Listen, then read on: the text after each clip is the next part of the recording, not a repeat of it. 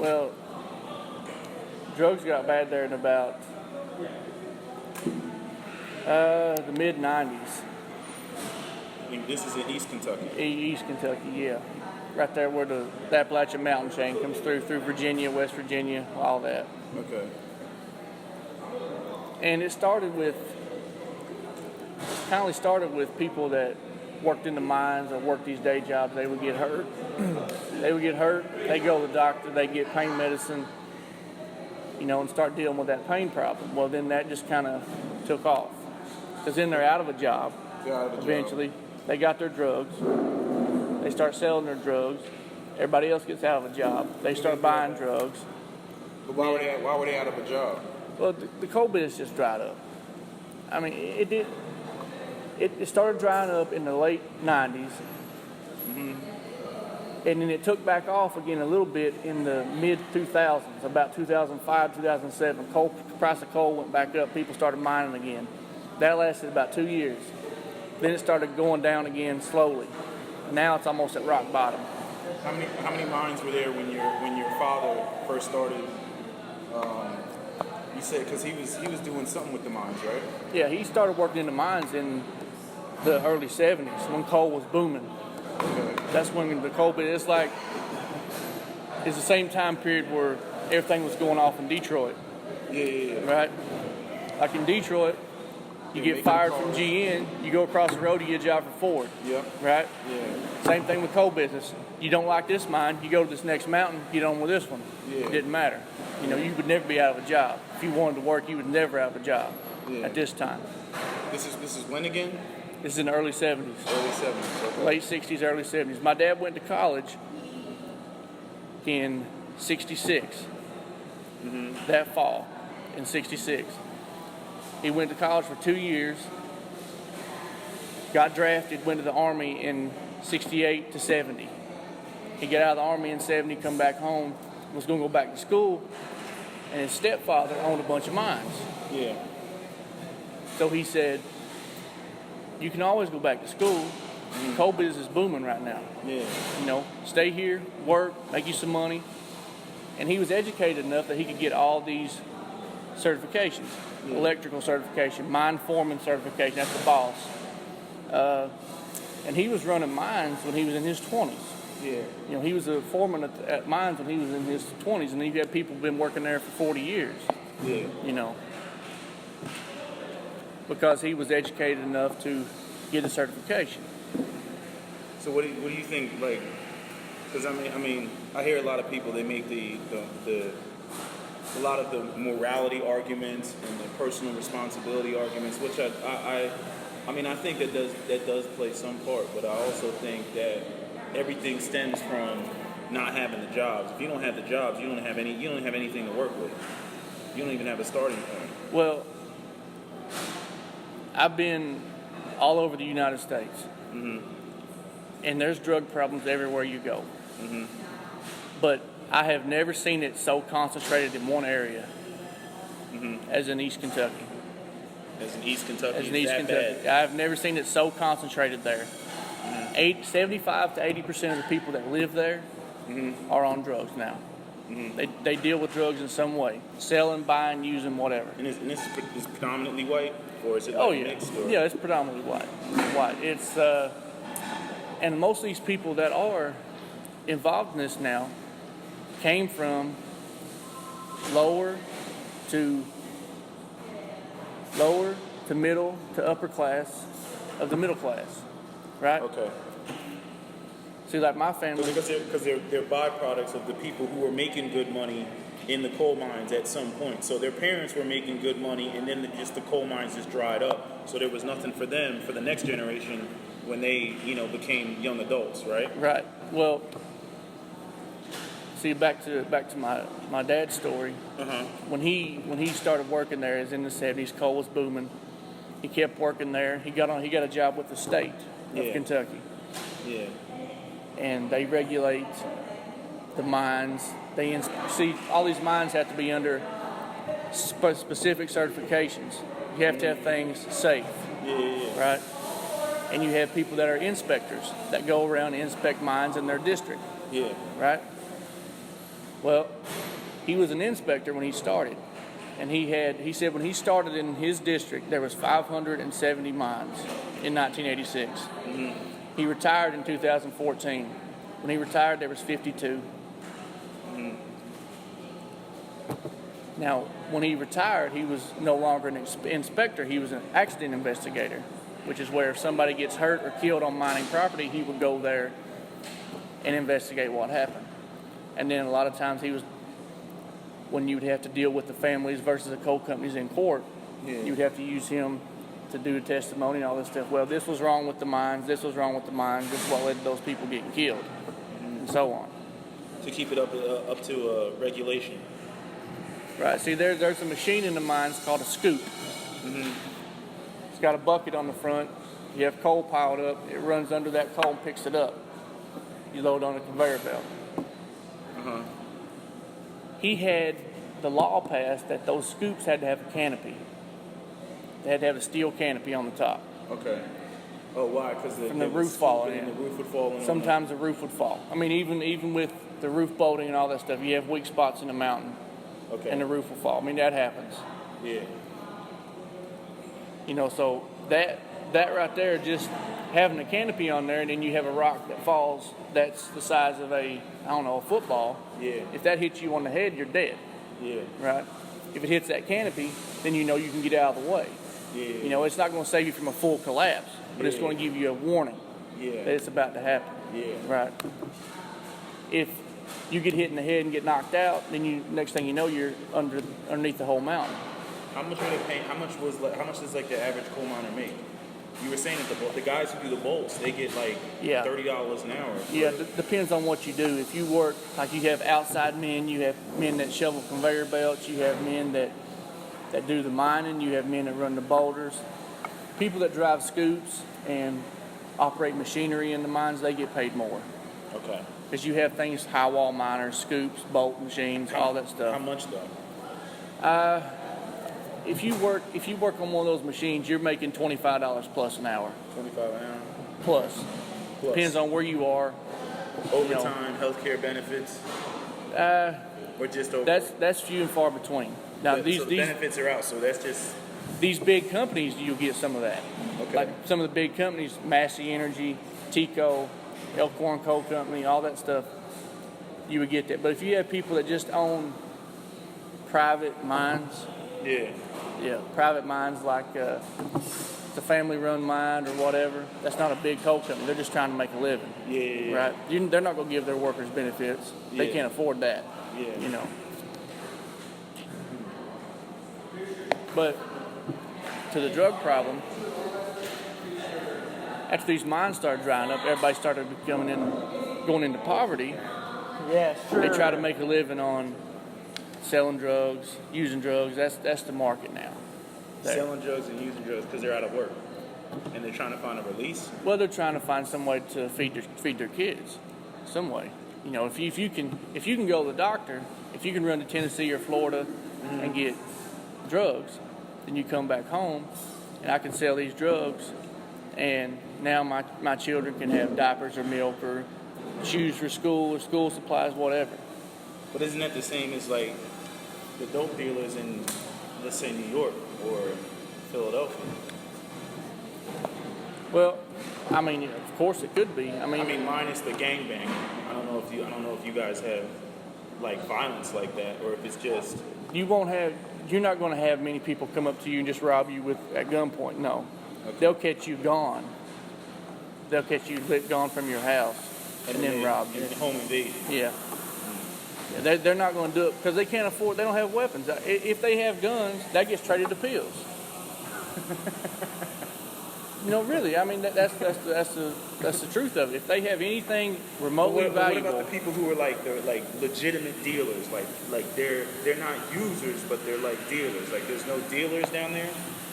There's no pushers, no pimps, no hustlers. Yeah, but there's a lot of times the ones that are now in this day and time, a lot of the ones that are dealers are users themselves. Okay. You know, they all still already fall breaking the 10 crack commandments. Yeah. Right. Never get high on your own supply. Yeah, and they get high however they can. So they're using and flipping whatever is extra or whatever. Whatever's extra. And then you got people like some of my family, some of my sisters. They started with taking pills, then they graduate to snorting pills. Now they've graduated to injecting. To injecting. Yeah, they'll take an opioid, dissolve it, draw it up in a needle, shoot it. You get 100% of the effect. How does that affect? I'm saying, how does that affect the overall community though? Like, it just, you're saying everybody's strung out. It's just like, how does it even function? Like, how do you even go to the gas station and get gas or? Well, there's a gas station beside my house, and that's 85% of the dope dealing that goes down in my little town is right there. Right at the gas station. Right there. Yeah. Right there. And then you got people that sit outside the gas station and just everybody comes by, hey man, you got $5? I need some gas. Hey man, you got $2? I need a pack of cigarettes. And they really just need it for dope. They need it for dope, or they need $5 in gas to go get dope. What do you think the solution would be to try to like clean up the area and get it back to its former glory? Like, how do you change like all these people that are users? Well, you can't give them. Just hand out free naltrexone. Yeah, they're not going to use it. They're not going to use it. I mean, a lot of them, for example, drug companies come out with methadone to get people off heroin. Yeah. They started using methadone.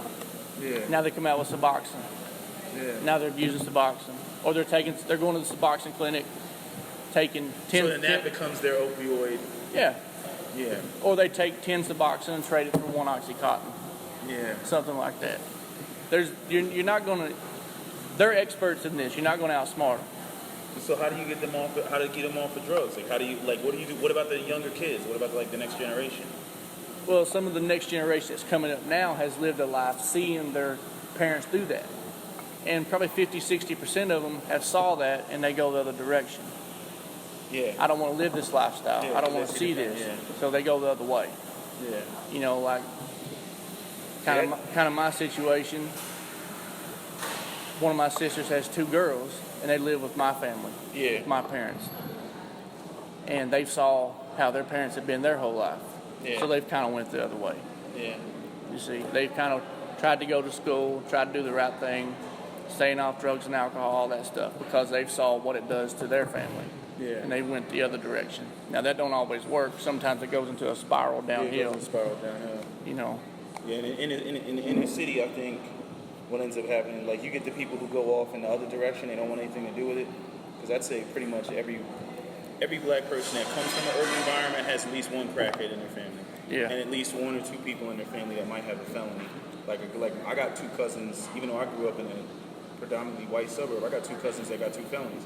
And they didn't grow up like I grew up, but they got 2 felonies. My uncle got shot because my cousin who was living with his father at the time, they wanted to kill him. And they went to the house because I guess he owed the money or whatever. I don't know what it was over. But they kicked in the front door. My uncle was there. They shot my uncle 5 times. But he miraculously lived. So he passed away recently because he was a heavy chain smoker, died of COPD. But I mean, a lot of you get the other side where people go and they start selling. They don't use it because they're like, I don't want to end up like a zombie, but the money issue is still the money issue. They're like, well, I'm in an environment, I got nothing but fiends around me. You know what I mean? They get a older dope dealer or the guy that their supplier who's like, look, you want to make money? I can make you money, $3,000 a week, whatever. And they go and they do that until they get caught or until they get involved in some gang shit where, you got that situation in Chicago where they killed that 9-year-old boy, because they were looking for the father. They couldn't find the father. They lured the boy in the alley and then shot the boy in the face, 5 times. Yeah. And like, that's the way the Mexican cartel works. Yeah. They don't use their own people to carry drugs or carry money. Yeah. They recruit. Yeah. They get young kids to make it sound cool to carry a backpack full of dope or a backpack full of money. Yeah. Right? And they get in trouble, they're gone. Yeah. Easy come, easy go. They get another one. I'm surprised you haven't had like nobody's actually come in there to try to work the market. Like I'm surprised it hasn't gotten worse. Like usually, like another town that I didn't know that had a big drug problem, Vermont. Vermont has towns that have huge heroin problems because they're right there on the border. So like the people that are trying to take it from New York into Canada, they cut right through Vermont. So they just have this, they have just people that are just using it, whatever. And it hasn't turned into like any sort of, gun violence. Well, the way that they used to try to up the market where I'm from is they used to call it the pipeline. They would run from Kentucky to West Palm Beach, Florida, to a doctor. To the what? To a doctor. Okay. And get drugs. And then bring it back. See, and then they started putting up checks at the border, and that's interstate trafficking. Now it's a federal offense. Yeah. Right? So then they stopped doing that for Florida because they was looking for them, and then they started going to Tennessee. Okay. Now they're stopping Tennessee. Now they'll try something different. They'll try Indiana or Ohio. Go to a different state. Yeah. Because in Kentucky you have what's called a Casper report, which shows you all of your doctors you've been to in the state. Right? If you come to an ER and say, I run out of my, prescription pain pills, I need some more. Well, they'll say, okay, they'll check a Casper. Well, you just got these filled 2 days ago by your primary care provider. Why are you here? So they actually keep a record of it. In the state. They don't count for out of the state. Yeah. So that's why they go out of the state. Because it's become such a problem that they make sure it's like that. So do you think like it would be cleaned up if they brought back the coal mining industry? Like, you think that would fix it? Well, that'll never come back. It'll never come back. No. And another thing, people say Obama this, Obama that. It's not Obama. And the thing is, coal was supplying over half of the U.S.'s electricity. Over half at one point. Well, it just makes sense. If you ever get invaded by another country, what are they going to do? Cut your power. Yeah. If they because all your communications go down, everything goes down. How's coal transported? Railroads and freight. Yeah. Right? And barges, all that stuff up the river. Well, you can see a railroad track a mile away. Yeah. You take out 4 or 5 railroad tracks, that area's done with their coal transportation, you see. So now we've started saying, okay, we got to stop putting all of our eggs in one basket. We got to get energy from natural gas, from oil, from coal, from wind, from hydroelectricity, all that stuff. So they said, well, we're going to stop mining so much coal. We're going to put more emphasis on oil, which is what's going on in North Dakota right now. Yeah. Put more emphasis on natural gas. They start doing hydrofracking a lot, right? We're going to start putting more windmills out west to generate power that way. Because, okay, we get invaded by somebody, you knock out our coal, okay, you knock out 25% instead of 50. Yeah. So that was the reason coal went down. So now you have stockpiles of coal everywhere because you can't sell it. So you think the people that are there are just stuck there? They're stuck there, or if they want a better life, they would have to leave there and go work somewhere. I mean, like a lot of times. But all that does is create a brain drain, because like the smartest people are going to leave and they don't come back. Right? I mean, that's the same issue we have in the city. Like, or the people that do live there, they have to get educated and do something else. They have to do something with a college education. Is there enough of a market there for that? Yeah, there's hospitals everywhere. Even if you don't have to be a doctor, you can be a nurse, X-ray tech, phlebotomist, something like that. Yeah, but I mean like a major industry, because I'm saying everybody moved to East Kentucky not because of hospitals, but they moved there because of the coal mine. Like black people moved to Detroit from the South because of the auto industry, not because of everything else. Go ahead. It had got that way with gas for a while. Natural gas was the next big thing. Yeah. All right. Now gas is starting to go back down. So everybody jumped on the gas train, and things started looking up for a while. Now people are getting laid off from the gas company. You see, So that was. You just have to adapt to whatever. You have to adapt to whatever the market is. Yeah. Things changed. The Industrial Revolution, things changed. Yeah. You had to adapt to that, right? Just like for example, in Pennsylvania, you have to use coal. At one point, you had to use coal to manufacture a lot of steel. Yeah. Well, you had to keep those boilers hot enough all the time with coal. You had to sit there and shovel constantly. constantly. You don't have to do that anymore. Yeah. You can just use gas. Yeah. You see? So that's why coal's That's going. cleaner. That's cleaner. Yeah. And to the Environmental Protection Agency and all that stuff, they want scrubbers on power plants and all this stuff, and I agree with a lot of that. But some of that stuff, it's just the way it is. It's what's going to happen. You know, you can't clean up There's no everything. such thing with as coal. clean coal, in other words. There's no such thing as purely clean coal. It can be cleaner. Cleaner. Yeah. Okay. But you're going back, right? You plan on staying there? Yeah, Yeah. I plan on staying there because that's where my family is, my friends are, and all that stuff. And that's, you know, I go back there and work as a physician in a rural area. That's what I want to do. Yeah. You'll be the main backbone of your family at that point. Well, I would be, and all the financial burden would fall back on me like it does my parents Yeah. as right now. But, you know, you can still sit there and say, you know, like my sisters and my brother come around, they'll be wanting money for alcohol or drugs, and I'll tell them, you know, hell no. Yeah. What about their kids though? If they're trying to do the right thing, I'll help them. Yeah. You know, anybody that's trying to do the right thing, I will help them. Yeah. If not, then no. Yeah. I'm not going to help them support a habit. Yeah. Oh, that makes sense. Well, I guess that's it. That's all she wrote. So, I appreciate your input. No problem. So, and let me go pause this.